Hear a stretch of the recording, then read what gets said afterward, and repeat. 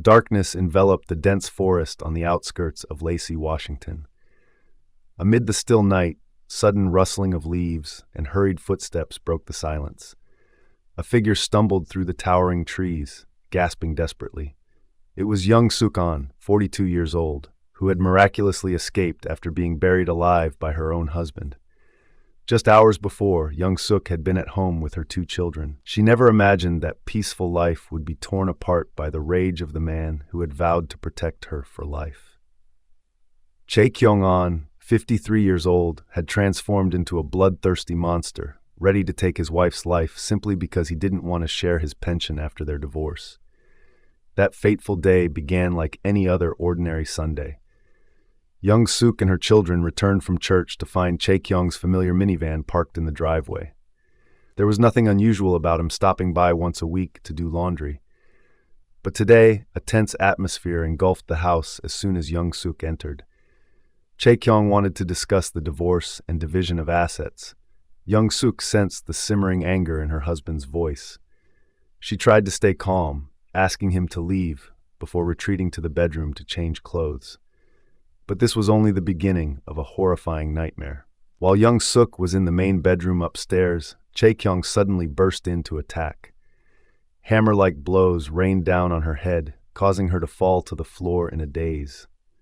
Before she could understand what was happening, young Suk was tightly bound with duct tape. Her hands were locked behind her back, her eyes covered, her mouth tightly sealed. She tried to scream for help, but could only make muffled, meaningless sounds. In that desperate moment, young Suk suddenly remembered the Apple Watch on her wrist. It was her only glimmer of hope. Taking advantage of Chae Kyung leaving the room, she tried to activate the emergency call feature. The voice of the 911 dispatcher rang out, but young Suk couldn't speak. All she could do was scream as loudly as possible, hoping someone would understand her dangerous situation. Chae Kyung returned, discovering his wife's plot. His fury erupted even more violently. He dragged his bound wife along the hallway and down the stairs. Young Suk tried to struggle, but it was useless. Chae Kyung noticed the smartwatch on his wife's wrist. He smashed the device with a hammer, then continued to strike young Suk's wrist hard. The sharp pain caused young Suk to momentarily lose consciousness.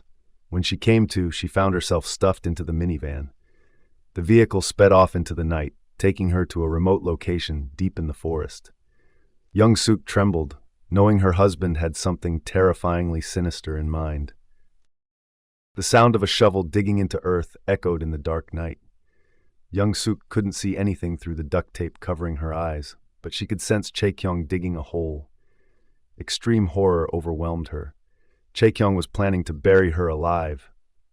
Suddenly, young Suk felt a sharp pain in her chest. Chae Kyung had stabbed her multiple times. Blood soaked her clothes, but she no longer had the strength to cry out.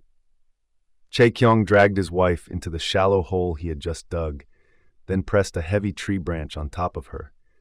Shovel after shovel of dirt was thrown down, gradually covering young Suk's body. Through a small gap in the duct tape, young Suk could see it was still light outside. She heard Chae Kyung's footsteps circling the hole, continuing to throw dirt down. A powerful survival instinct arose, and young Suk tried to wriggle her nose to create small spaces to breathe. She knew each breath was incredibly precious. Time passed endlessly. Young Suk didn't know how long she had been lying under the earth. It could have been hours. It could have been days. She only knew that she had to survive, for her two children waiting at home. The thought of her children gave young Suk strength. She began trying to struggle, looking for a way to escape the binding duct tape. Darkness fell over the forest. Young Suk knew this was her only chance. With extraordinary effort, she finally managed to wriggle free from the duct tape. Bit by bit, she pushed away the dirt and branches weighing her down. Every movement caused her wounds to throb with pain, but young Suk refused to give up. After a struggle, young Suk finally emerged from the shallow hole. She staggered to her feet, feeling the fresh night air of the forest. But she knew she still wasn't safe. Chae Kyung could return at any moment. Young Suk had to find a way to escape this forest as quickly as possible. With trembling legs and an aching body, young Suk began groping her way through the darkness. She didn't know where she was going, only that she had to keep moving. Each step was a challenge. Thorny branches scratched her skin, but Young Suk dared not stop. The fear that Chae Kyung might be somewhere in the darkness drove her to keep walking.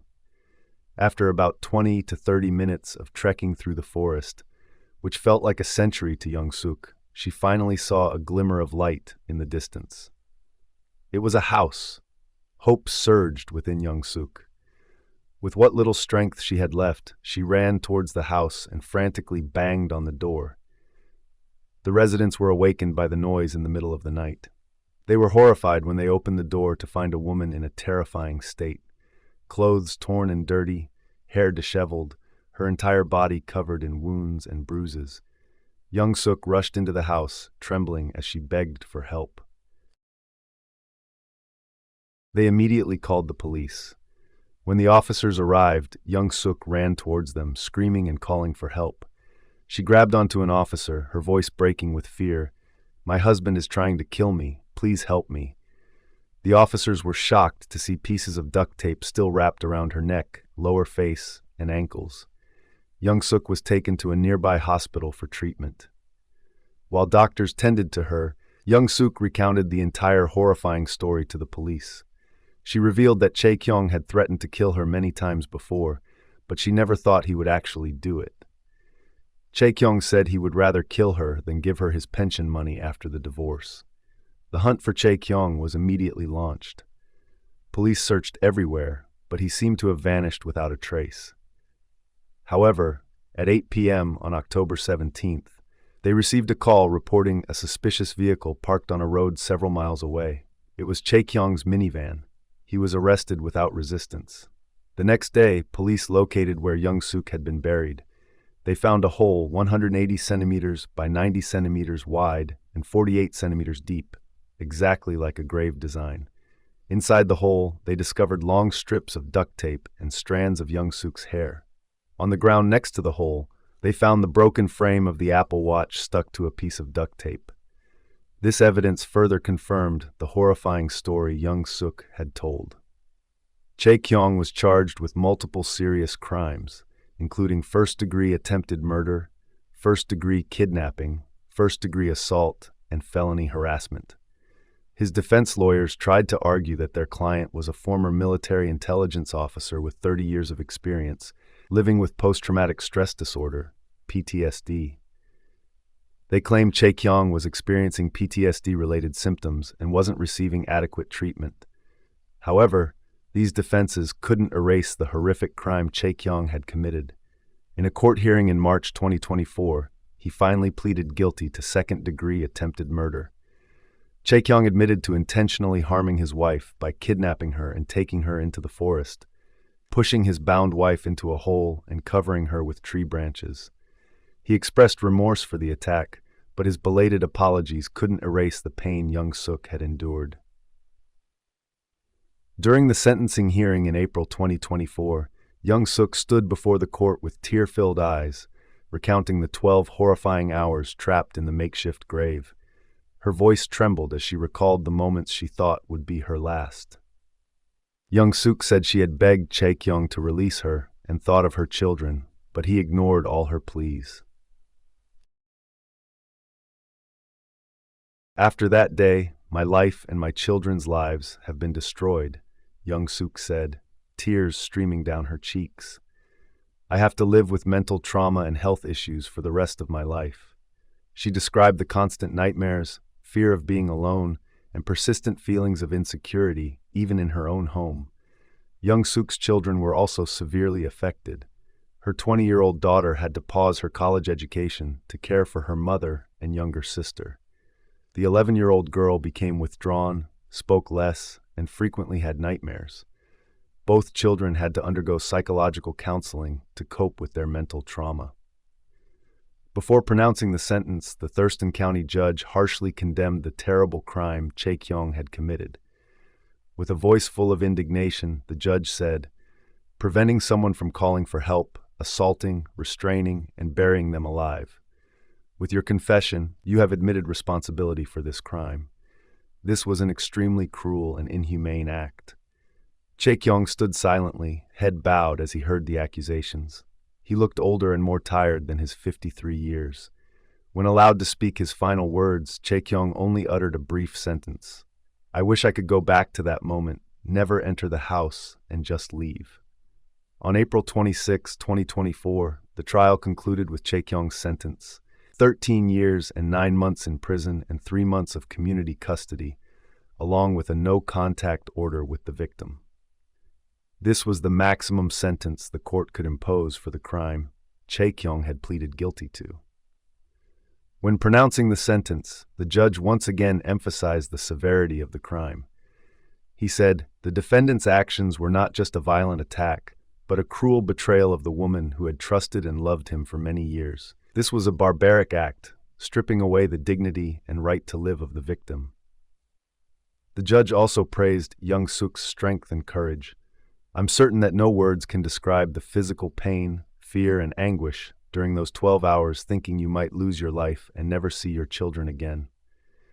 Mrs. Young-suk's survival is a testament to the extraordinary strength of the human spirit. Young-suk sat silently in the courtroom, tears rolling down her cheeks as she heard the sentence being pronounced. She felt relieved that justice had finally been served, but also pained when remembering the happy memories with the man who was once her husband, now turned into a murderer.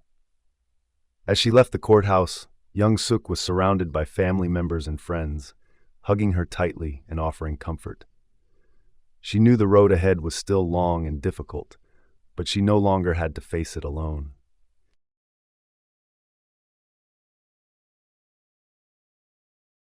The judge concluded the trial with hope that this sentence would help Young-suk end this painful chapter, focusing on healing emotionally and mentally for herself and her children. He said, "I hope that from today, Mrs. Young-suk An and her children can begin a new chapter in their lives, no longer living in fear and the darkness of the past." Young-suk An's story quickly spread across the country, becoming a symbol of human survival and resilience in the face of adversity. Many women's rights organizations and domestic violence prevention groups used her story to raise awareness about the issue of domestic violence and call for stronger support for victims. Young-suk, after a long period of silence, finally decided to share her story with the public. She participated in talks, sharing her experiences and inspiring others facing similar circumstances. She said, "I want people to know that there is always hope, even in seemingly hopeless situations. If I could survive and overcome this, you can too." Young-suk's story also sparked debate about the legal system and how domestic violence cases are handled. Many questioned why the restraining order Young-suk had previously requested against Chae-kyung was revoked by the court. This led to changes in the process of reviewing and issuing protection orders for domestic violence victims. Local authorities also faced criticism over how they handled Young-suk's 911 call. Many believe that if the police had responded faster and more effectively, this horrific attack could have been prevented. This led to a review and improvement of emergency call handling procedures. Meanwhile, Chae-kyung began serving his prison sentence. In prison, he was diagnosed with severe post-traumatic stress disorder, PTSD, and began receiving psychological treatment. However, this did not lessen his guilt in the eyes of the public and the law. A year after the incident, Young-suk and her children had moved to a different city to start a new life. They still face psychological challenges, but with the support of family, friends, and mental health professionals, they are gradually healing their wounds and rebuilding their lives. Young-suk began writing a book about her experience, hoping to help others facing domestic violence. She said, "I want to turn my pain into strength, not just for myself, but for others. No one deserves to go through what I went through, and I will do everything in my power to prevent it from happening to others." Young-suk An's story is a powerful reminder of the strength of human will to live and resilience. It is also a wake-up call about the horrific consequences of domestic violence and the importance of recognizing and preventing it early. Through her story, many have found hope and strength to face challenges in their own lives.